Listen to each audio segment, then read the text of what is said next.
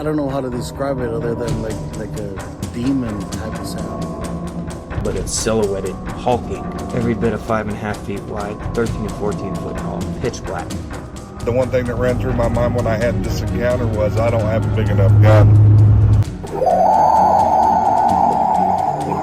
Your host, two-time witness and field researcher for more than 40 years, William Jevning. Welcome to Creek Devil.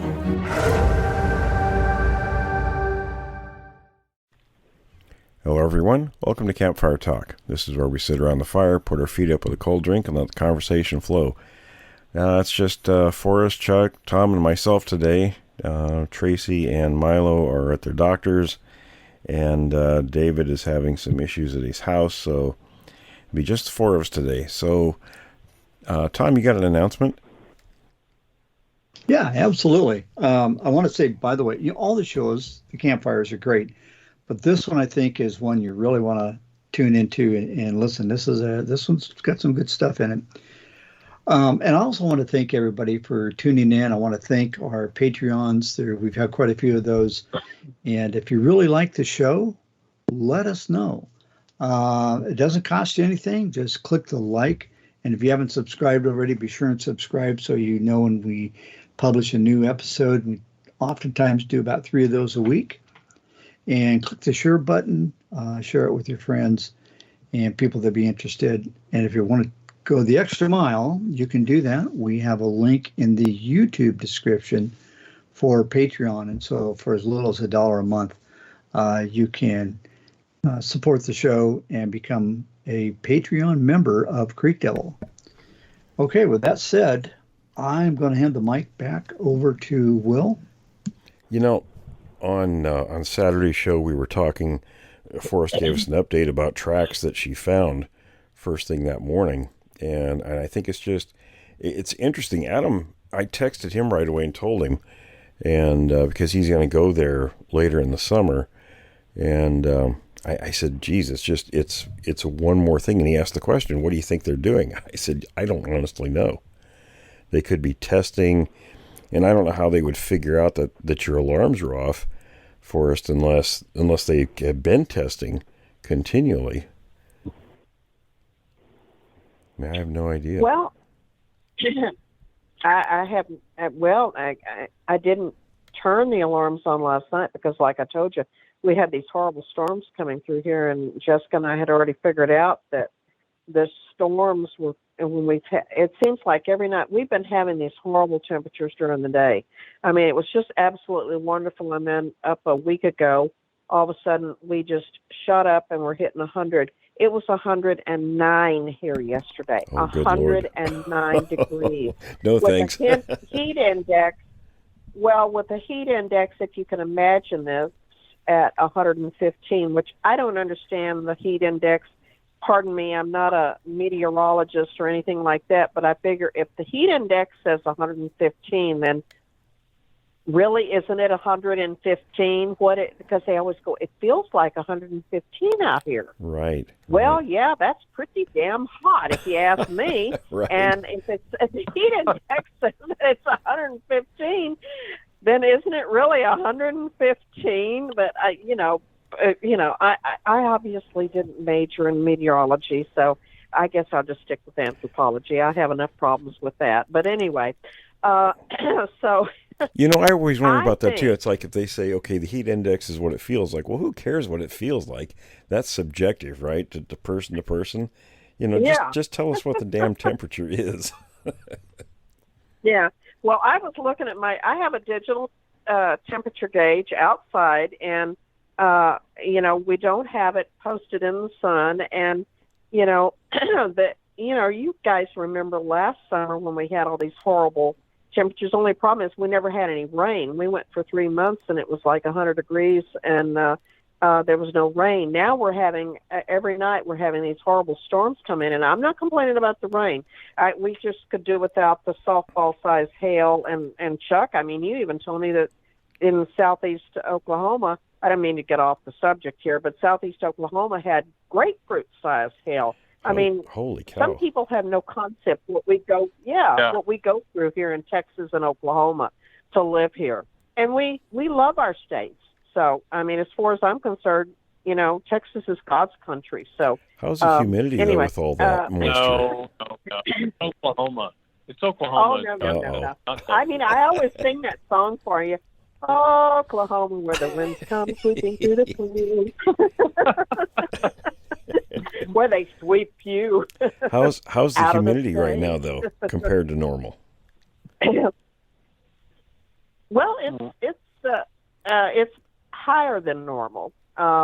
I mean, and my daughter just texted me from East Texas, and I think I told Tom earlier she's got 2 of my granddaughters and 3 of my 2 of my little grandchildren, and then 1 of my great grandchildren there at the house with her, because the substation was destroyed. They had tornadoes out there, was destroyed in Kilgore, and Henderson got hit, and Carthage is out of power, and they're saying that they may be out of power for up to a week, and they've got people bringing their pets to work.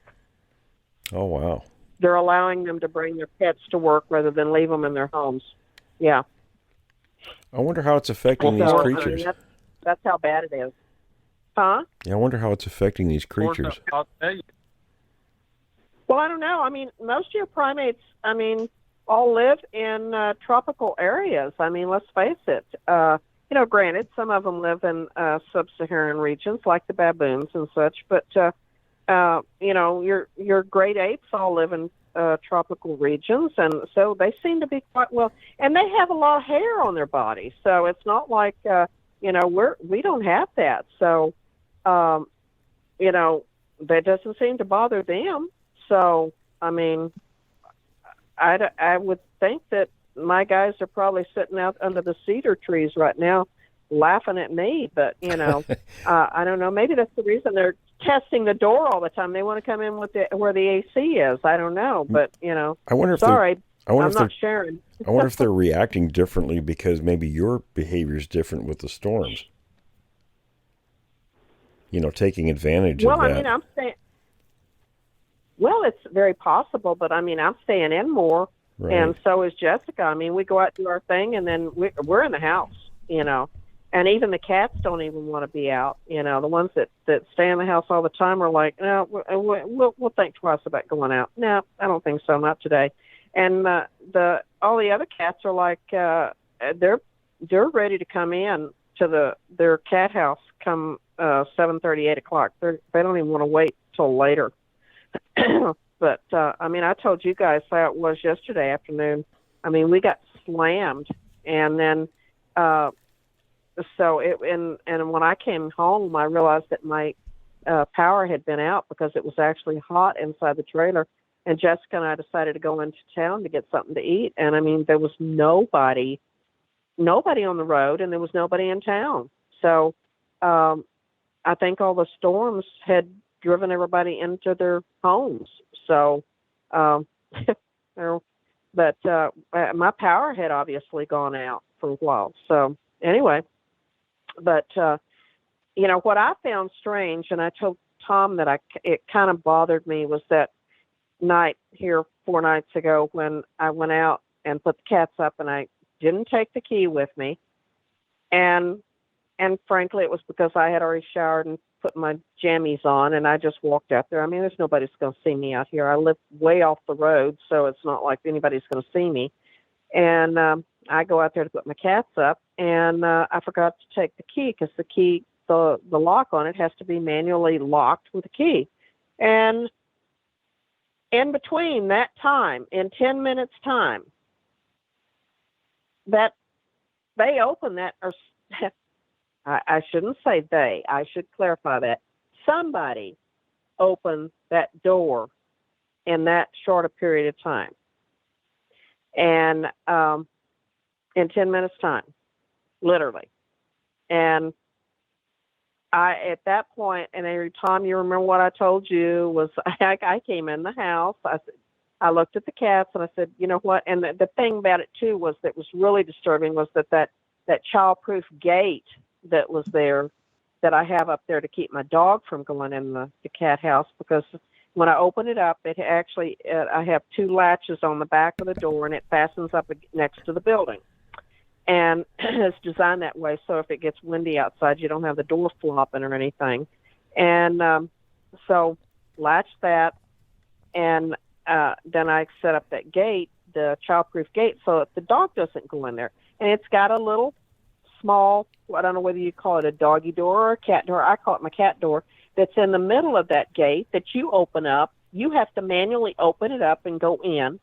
And so you'd have to have a hand. I mean, even the dog, Lagatha can't, as big as she is, and she's an 82-pound dog, she can't hit that and pop it open.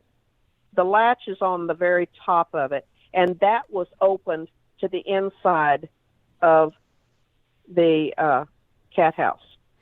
Hey, here's a thought. So Here's a thought, though. You ever seen, I've seen videos of primates doing things, repeated things. They learn something new, and so they got to do it over and over again, whether it means anything or not. Same like with kids, right? I wonder if they do that just because they can. Maybe juveniles or something. Well, it's just like children. They do things because they can. Right, right. It's not necessarily because it means anything to them. They just do it because they can. Yeah, no purpose behind it, just to be doing it. They've obviously seen me do it, Sorry, Tom, I didn't mean to cut you off. Door. Yeah, well, exactly. No, the question I had was this, okay, I was trying to follow this, and sometimes my mind wanders, so that's my fault. This childproof gate that was opened up within a 10-minute span of time, how far is that from where that gate is to your home? Well, I've sent you pictures before of the cat house, because you were asking what the cat house looked like. And it's probably, I'm going to say 16 feet from the mobile home. Yeah, it's right there. Yeah, and I was in the kitchen, but I have a window in the kitchen, but it's high up over the sink, and so and the funny thing about it is my kitchen sits. There's a corner right there that I don't know. It's kind of peculiar. They set this window right over this corner, and the sink sits at an angle in this corner in the kitchen there, and you can look at it, and you look out that window, and you can see off to the west and the northwest, but I can't see the cat house through that window. And what I had done was I had come back in here. I was going to fix pasta, so I put the water on to boil and put my seasoning and everything else in the water, and I set it on to boil while I went out to close the cat house up. And that's all I did. And I'm telling you, I couldn't have been in here more than 10 minutes, if that. So, when that happened. So, that is rather disturbing. And I even told it to Jessica. I said, well, Tom, you and I talked about it. I said, that's disturbing that they would be that quick about doing it. And it wasn't, I've told y'all before, to turn that handle and open that door on the cat house. The cats can't do it from the inside. It's a lever, and you turn it, and it locks behind that frame of the door, and it's very tight. And then when Jessica put the childproof gate in there for me, she actually went and we bought a piece of a 2x4, and it goes all the way to the roof, and it's nailed in, and it's nailed in at the bottom. And then that gate is butted up to and screwed into the 2x4. Well, that 2x4 actually sits right in front of that lever. So there is no way, and it turns down. So the cats would have to push it up, and it's very tight. And that other piece of wood is actually there blocking, so nothing from the inside can open it up. It has to be manually opened from the outside, and the door turns up. So that's not something that the wind is going to be able to accomplish, or the cats could not accomplish it from the inside. Not unless I have, not unless I've got a tiger that's, now living in there, and I just didn't see it. So, right. Well, the reason I asked, part of it is this behavior, almost identical, the speed and the proximity, how close it is to your house. We have a gentleman that was on the show. Will, you know Lee? I mean, obviously you know Lee. He's been with us years ago. He had a situation where and I've talked about this on the show before. He had a pizza at home. I think this is one of those U-bakes. You bake it, you stick it in the oven. Yeah. He called his buddies, told them to come on over, and he stuck it out on the picnic table on his patio right by the door. And he went out there. He said it was about 10 minutes later, and it was gone, completely gone. Nobody, no people. I guess the that wrong could friends take came it, to dinner. Well, and that's where they did. The wrong friends came to dinner, and that's where I go back to Tracy's hot sauce. You need to make 2 pizzas. But then you get the wrong reaction back. Yeah, but there's a part of me that says, I don't really like care. Right. Oh, man. Well, we just had a cat that spent 3 days, and I didn't say anything to you guys about this because Jessica and I were rather upset yesterday. I had a cat that spent 3 days with Dr. Dan, and he can't figure out what was wrong with her. She has neurological damage, and this cat was perfectly fine 4 days ago. And we went out there, and all of a sudden she's wobbling. She was having difficulty walking. There was nothing. He ran blood screens on her. He ran FIP, feline leukemia, everything. Of course, she'd always been tested, and I keep my cats all vaccinated for that stuff anyway. And could not find anything biologically wrong with her. And we thought, well, could one of the and this is a possibility. Maybe one of the horses kicked her. Maybe one of the horses stepped on her. Well, there's neurological damage to her, and I'm telling you. Then we came home to find another cat that was dead, just thrown up next to the house. We both sat there and looked at that until we were both crying. We were very upset. I hadn't even said anything to you, Tom, because I was so upset yesterday. No, I haven't heard about it. No, And I'm like, I said, what? I was asking her, what do you think? She's like, I don't know. What do you think? And I'm like, it looks like something just threw it up against the side of the house. Wow. And then this thing with Salem, and he sent her home. He said, I don't know what to tell you, because he said, none of us could figure out what's wrong with her. She's been neurologically damaged, and I don't know how it happened. And do you ever fix pizza? Do I fix pizza? Oh. No, I usually buy pizza. Will knows exactly where I'm going. Yeah. Pizza, potassium cyanide, that sort of thing.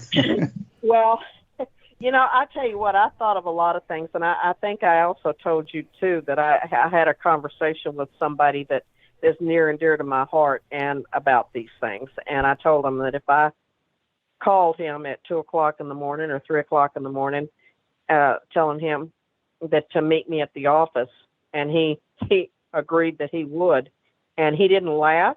Well, actually, he chuckled when I first said it, and he said, "I'm not laughing at you." And he said, "Are these out in East Texas on Michelle's property?" And I went, "No." I said, "Well, yeah, they are," but I said, "That's not what I'm talking about." I said, "I'm talking about on the ranch here," and and he went, "Oh," and I said, "Yeah." I said, "If I call you up at the wee hours of the morning," I said, "you're the only person that I trust to do a necropsy." He said, "Bring it on." And you know who I'm talking about. So now I do. Yes, Yeah. I do. and Well, now he wait a said- And second. he even made the comment. He said, "I'm not laughing at you." He said, Good. because I had the distinct impression when he was sitting there smiling at me as many times as he's been hunting in Colorado and Montana and New Mexico. I have the distinct feeling. Oh, he believed in him. He believes in him. He Okay. told me that, and he Yeah, I said, know who it is. I have a distinct feeling that he probably has seen one. Well, you know, I've asked more than once, and I know what your position is. I think Will's too, but mine, just my curiosity is when you dissect one of these things, would it be a necropsy or potentially an autopsy or a combination of the two? Don't know. Well, I said necropsy, and so did he. So, and I guess You that's did. where we'll leave it until further knowledge is success. We'll leave it there. Yes. So I want to get into what you The sent. Yes, those are pretty darn incredible. Those are Well, absolutely. We've been wanting this for a long time. well, and you know, it was kind of shocking to me because I walked out all the way out there to the cat house this morning, let the cats out, and then turned around and came back up, and I wasn't even looking down, and then I happened to just look down, and I went, oh, what have I got here? And you know, I did turn the alarm off last night because, like I said, we have to when we have these, and I don't know whether it's the lightning that does it or what, but we had incredible lightning last night. It was just, I mean, when Jessica and I were coming back from Marble Falls, it was just an incredible light, show out there with all the lightning. But it sets off the alarm.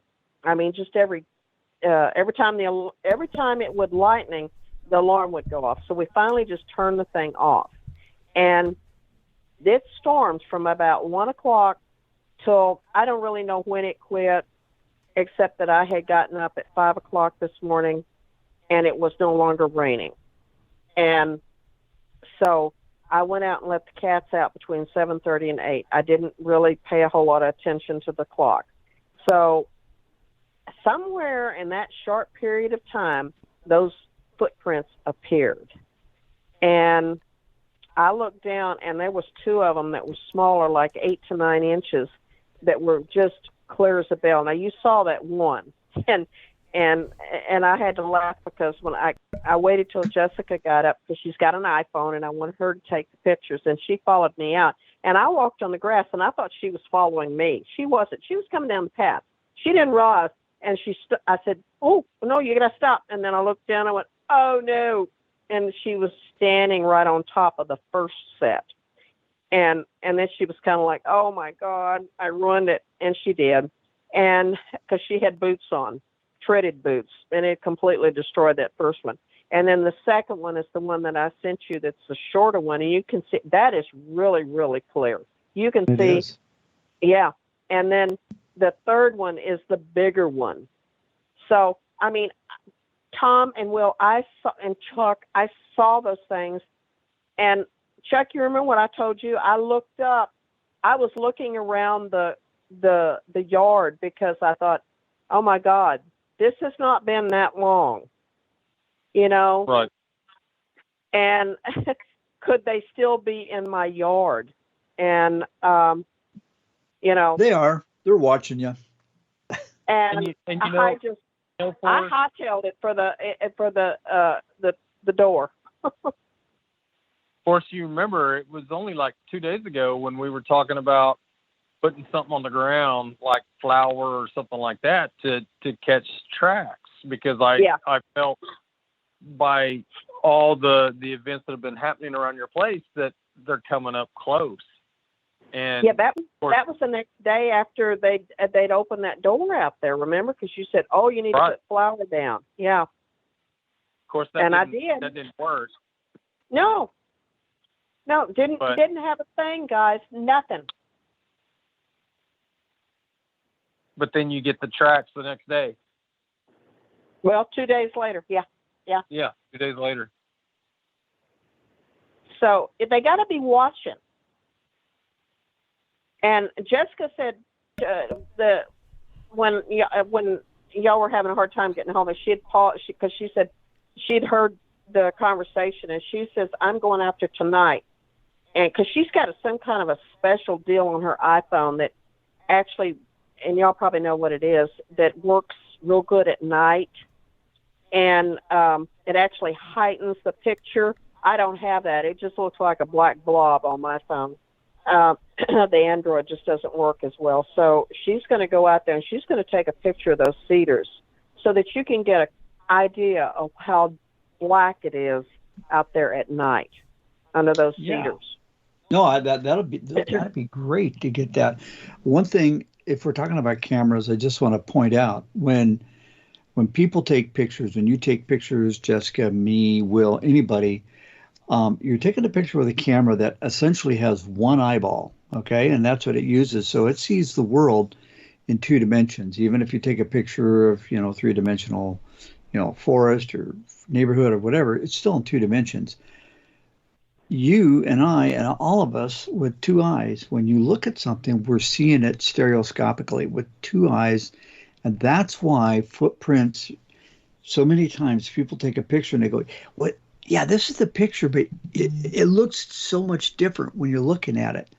Now, I will say that there are cameras out there. Last I checked, they start at about $1,000 that have 2 lenses on them. They're stereoscopic cameras, and I think they require special viewing equipment to see them. But just a real interesting case in point that when you're taking a picture of something that really requires 3 dimension to fully understand it, like footprints, don't be so skeptical. Not saying that you are, but if somebody's skeptical, that's part of the reason why pictures, they are what they are. Because a camera has one eyeball. So that's a long-winded explanation, but anyway, I hope that helps. Well, yeah, they didn't look near as good on even in the picture as they did sitting there looking at them. And then y'all wanted me to go out and, of course I didn't. I had to go look for my tape measure. And then by the time I go back out with my tape measure, it's raining out there. So everything was gone. So who knows? We may have some more tonight. But, that is on granite gravel. So even a youngster with a 9-inch print, they've got to have some weight behind them. I can walk out there in my bare feet, and I don't make any prints. My toes don't make any prints in that. Oh, they do. Remember? They won't. You remember the pictures we got from Jason?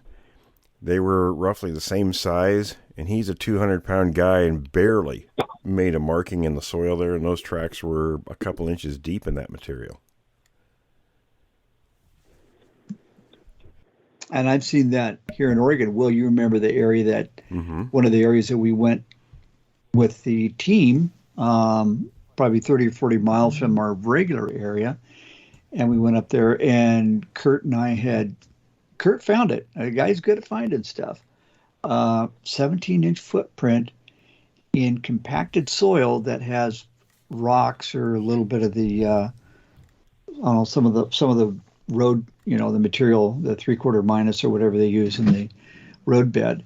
And yet, in spite of all that, this thing we had 2 very good footprints. So, case in point. Well, you remember, that's what they do. You remember last summer, the 18-inch prints we found were as deep as the truck tires. Yes. And you had to ask yourself, okay, that was, I don't remember if that was a dually truck or whatever. I think it was a very heavy Forest Service truck, I'm sure, that went up there. How heavy does this thing have to be as heavy as those truck tires? Got some weight. The answer is heavy. Yes. Yeah, well, I drive a dually too, so I know how heavy those trucks are. Yeah. And what do we we concluded, Will, that, see, we were up there in July, end of July, And those were older and prints. last week of July. Yeah, those are older They prints. Probably were. from We had what, monsoons. May or June, I Yep. think you said. Yeah, we had monsoons in May. Yeah, May or June, and late May, early June. So they'd been there for a while, and it was in a very remote area too. Remember that? Oh yeah, it was way up there.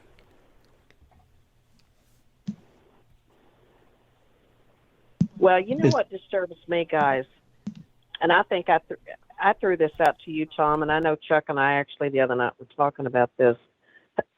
What disturbs me is that was a 10-minute time that I went out there.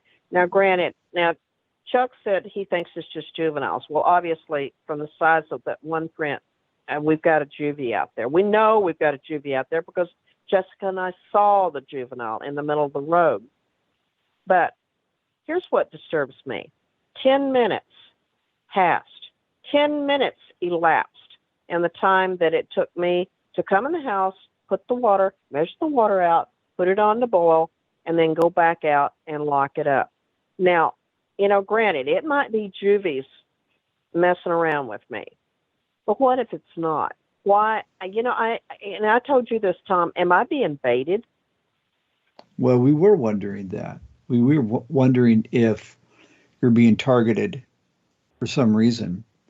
Well, and I hadn't really until, and then the cats, and that, I'm telling you, she and I both were just, okay, I've got one cat now she's confined to a big kennel and she can't hardly get around. And he didn't suggest that we put her down or anything like that, but that she might get better, just kind of wait and see. But why are these things happening? That other cat didn't just get that way on her or on him on his own. So, I don't think he took a flying leap at the trailer. So, well, we have never concluded that these creatures are benign, and that's the nicest thing we can say about them. They have. One time when I was out in the field with two other guys, and we encountered these things, and 10:30 at night, one of these things climbed up into a tree. This is maybe 40 yards from our position, and began torturing a bird for about 2 or 3 minutes. I actually put it in a report. It's like, why would you do that? What's the purpose for that? Other than just mean and evil. Well, and you know what? We know what chimpanzees do. Baboons will go and take baby animals, even baby lions and baby leopards, and then you'll have the mothers trying to get those babies back, and they will taunt them with them. And then sometimes eventually kill them. And wow. I did not know that. Oh, yeah. Yeah. And I hate baboons. They're another ones that I dislike. But I've seen macaques take, we had those in, and I can't remember now if they were macaques or langurs that were in India, that a dog had killed one of the juvenile, I think it was macaques. So they had killed one of the juveniles, and then the whole troop started killing dogs. And they would take the puppies up in the top of the trees and then would drop them. Well, a puppy's not going to survive a fall like that. So, and what was the macaques for doing this? Yes, because really? the dogs had attacked and killed a baby macaque, and and so they just in mass went after the dogs, and they would sneak in and get puppies and dogs and haul them to the top of the tree. Vindictive. And drop them. Oh yeah. Wow. Yeah. Well, and I guess in a way we shouldn't be surprised because, primates are very intelligent, but even things like, bears are vindictive, coyotes wolves, those things are very, very vindictive. Raccoons are. So. Well, and raccoons. saying that I didn't mean to interrupt you there, but I haven't seen my raccoons in 3 days. I haven't seen my raccoons. Well, I hope you do. Well, I do too, because I kind of like Sweetie and Ricky. I had Ricky for a long time, almost 10 years now, and Sweetie just 2 years. So, I mean, you get attached to even those little banditos. Oh, they are something else. They can tear things to pieces around your property. You know, rip up the if you got one of those inflatable swimming pools and all that kind of thing. Yeah, they'll shred them. But that said, so I guess, you know, going back to, I don't think it should be a big surprise that these creatures are also, it's more than vindictiveness, because there's no reason. You haven't done anything that we can think of. Well, anything that you think is wrong. Yeah, exactly. Except I locked the food up in the barn. I mean, but you know, there you go. That's it. Yeah. But it's been that way for a year, guys. So they're still, well, they're finally getting back at you. So, you know, and there's plenty of deer out there. It's not like they're lacking for food. Yeah, but you're making them work for it. You know. Yeah, that's exactly what I was going to say. Yes. Heaven forbid that, you know. Well, I can't afford to buy feed for them and for the horses too. So somebody needs to explain that to them.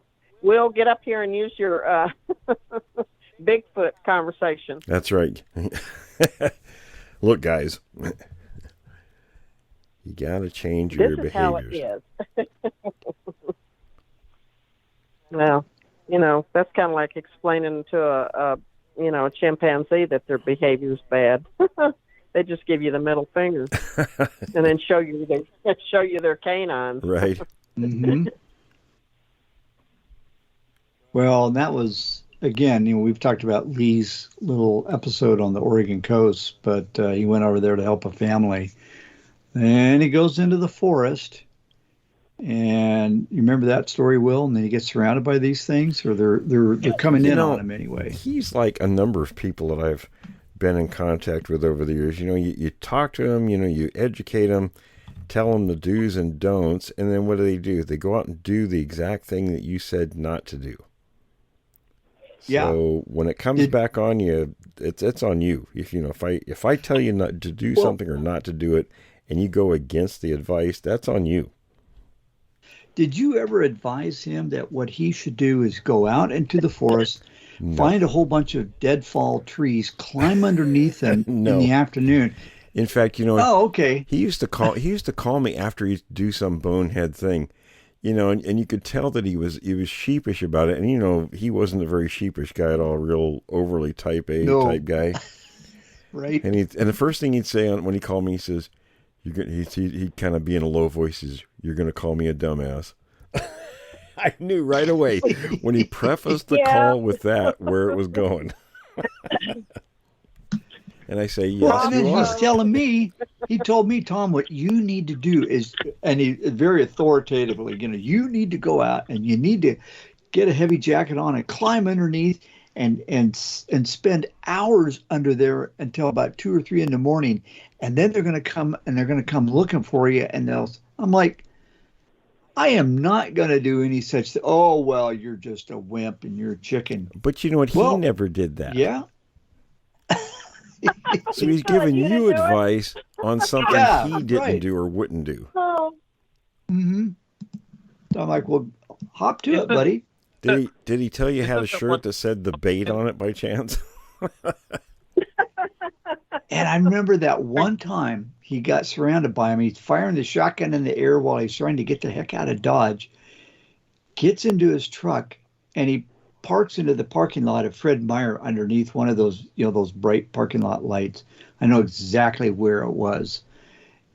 And he was so terrified. He spent the night under there. Mr. Braveness there. Yeah. Geez, guys, Well, don't isn't you want to that what- name this person? Isn't that what Todd Standing did up in Canada a lot? Was pile up in the brush and. Oh, I thought you were going to say go to the Fred Meyer parking lot and sleep under a light. Yeah. Or is that the reality? Yeah. Now, who's this guy in Canada? What did he do, Chuck? Todd Standing. Oh, Todd Yeah. Standing. Oh, okay. Yeah. Yeah, it seems like I remember seeing videos of him getting in the brush and kind of sitting down in the brush and covering himself up with snow and all kinds of other stuff, and that's how he was able to do the magic shot. So what? So, Well, and now wait a minute. Now what are you saying? He's trying to make himself to the Bigfoot like kimchi. You know, they boil, they put the pots in the ground. You know, the cabbage. right. Yeah, They said, look, he's Well, fermenting himself I for us. like kimchi. Is it possible? I'm just going to throw this out as a question. I'm not making an accusation, but if you're not really dealing with Bigfoot, but you're dealing with Muppets, is it? You can do whatever you want, right? You don't. There's no repercussions, correct? Well, that Right. would be the word. Right. You know. Yeah. Just saying. Was thinking. That's all. Well, Chuck, did they ever have any results from that? I don't know. I just remember him seeing himself cover up with snow, and of course I think he had like a white hoodie on or a white jacket or something, so he would blend with the snow, and he did that with the sticks and everything else too as well. So I don't know if he ever got any results other than the Muppets. Well, that was how he was claiming he was getting all those shots, headshots. You know, the ones that are his actual headshots, but, you know, he was claiming that he got them, you know. Well, Anyway. He just forgot that Bigfoot don't have lips, and he's got a Yes. perfect Cupid bow. He has a perfect Cupid bow on his upper lip, and he didn't figure out how to cover that up in all of those headshots. So, I mean, Well, you that know, red one I with kind the of figured that lips. one out pretty quick. Well, Forrest, the red one with the lips and the little petite nose that it has. It's like, Really? you remember that? It's like, okay.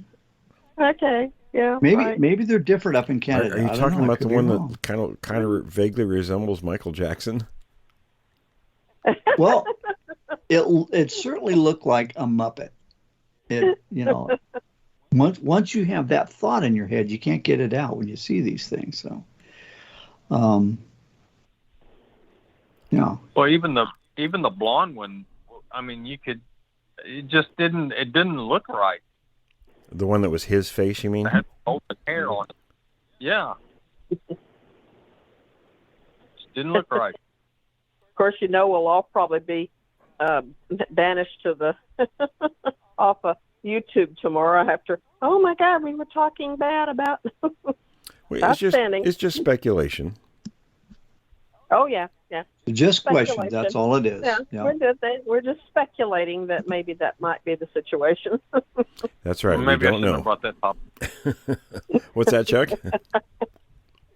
Maybe I shouldn't have brought that topic up.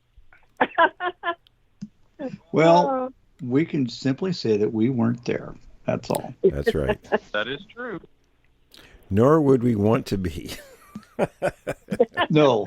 I really don't have any desire to be that close. Well, I'm sure Todd Standing wouldn't bite, but you know, you could be that close. Oh heavens! You know, I wouldn't want to be that close to a gorilla in the wild. I wouldn't want to be that close to a chimpanzee. Definitely not a chimpanzee in the wild, and definitely not a baboon, and definitely. Well, there's a lot of them that I really wouldn't want to be that close to in the wild. No, it's probably not So the it's best a thing. hole for Bigfoot. Well, and it's not limited to primates. I mean, bears and mountain lions and all that stuff. You No. You guys were talking about hoaxing and stuff, and I think it's just really funny how some of the extremes are out there of what people try to do to make themselves look legitimate. Oh, yeah. You know what gets me about that is it's totally unnecessary. If you do the hard work and you do the effort and the work, you don't need to hoax. You can, maybe it depends where you live, but you can actually get results, real results. You don't have to do the hoaxing stuff. But I think the hoaxing, there's a whole lot less investment involved. You just go out and do whatever stupid thing you do and film it. Yep. You're right. Well, I've never understood the why. I mean, is it the notoriety? I mean, it's not like they're getting any money out. Well, some of them have. I mean, I know that Dyer got money, and he got into a lot of big trouble because of that. But, you know. I think I was watching something the other day. There's 5 basic reasons for hoaxing. Now, they were talking about in relation to UFOs, but I think it applies to anything. So some of it is the notoriety, and some of it is just trying to prove that maybe something does not exist. And then there's like I said, there's 5 basic reasons. I was like, wow, I didn't realize there's that many. But I think some people just get a kick out of it. But there's got to be a payback. That's the thing. So Will has brought this up.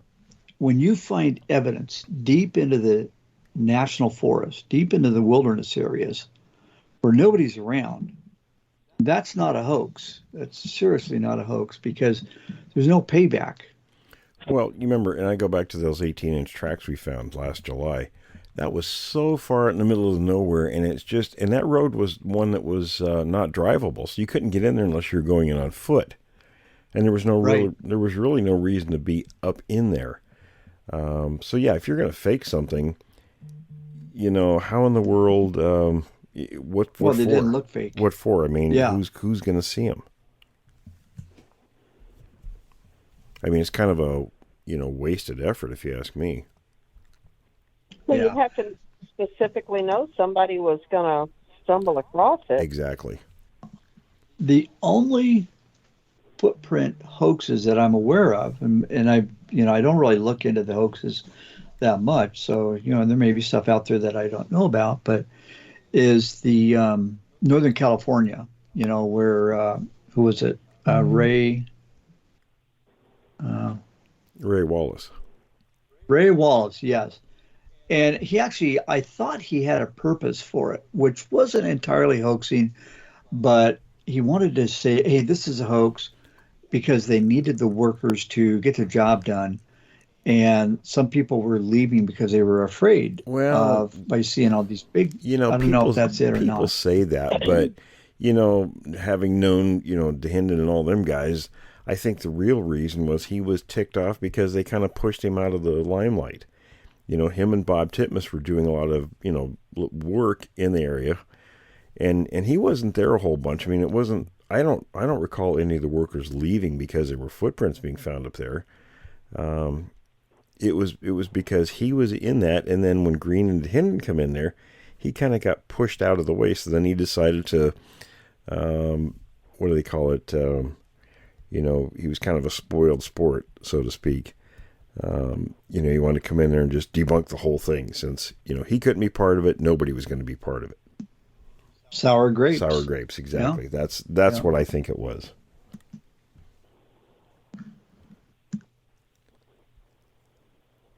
Now, it's just hard to understand how the way some people think. I just, I never chose all this. And of course, I always laugh and say that, as an anthropologist, I always joked when I was in college, I'm going to go out and discover Bigfoot. How did I never knew that they discovered you. Discover me.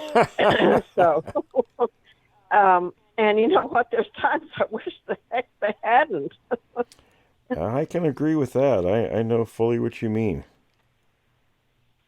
I mean, there's times that I walk out the door and I just think, I wonder what else I'm going to going to find, tonight or this afternoon or this morning or, what else is going to happen? And you know what I am really surprised is that they've never messed with the horses.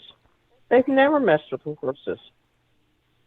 Do you think the horses are aware of their presence? I mean, have the horses ever done whinnying or any kind of indication, at 2 a.m. that, hey, something's going on out here? Well, I've heard them go dashing about, running about out there. I don't think they'd necessarily be screaming or making much noise unless one of them attempted to take them down or something. But I mean, I've had babies out here, and I've never had anything kill a baby. So, I haven't heard of too many cases where they bothered horses either. The gold amber thing in Yakult, they had a horse. That's how the family there first became aware that the creature was there. Was the horse was making a little ruckus. It was tied in the corral, and then in Skamania County, I got a report one time there was some people witnessed one of the creatures chasing either goats or sheep, and they had horses on the property, but they didn't bother the horses. They were after these other animals. But them bothering horses, I think I don't know, maybe they just leave them alone for who knows what reason.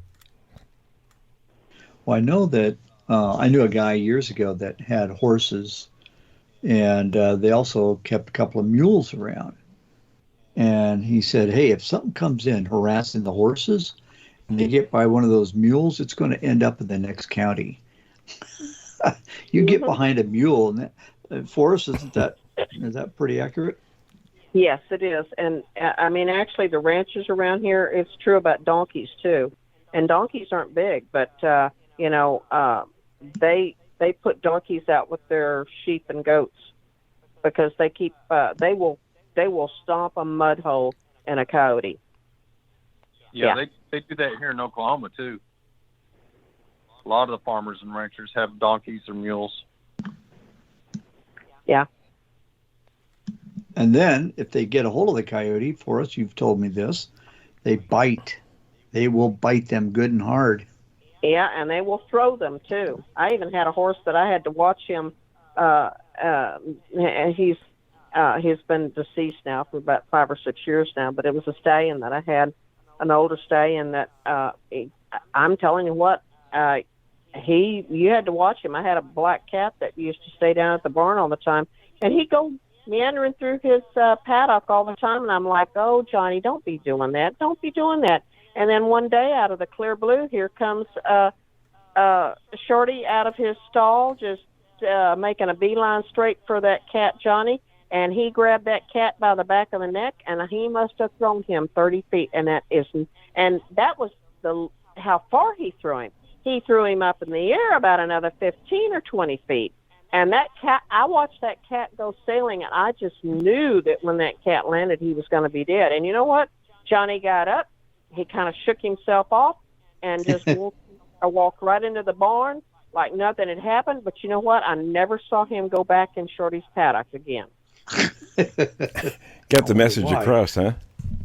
Yeah. I think he got the message. Got the memo. But I just knew that cat was going to be dead. And I was like, oh, my God, he just killed my cat. Well, I'm curious if any of our listeners in the UK or in Europe live on a farm. If you have, send us an email, questions@creekdevil.com about the behavior of horses and mules. I think it's going to be worldwide, but is that something that is that farmers and ranchers do in your neck of the woods if they have donkeys or mules in with their horses to keep the predators at bay? We'd like to hear from you guys.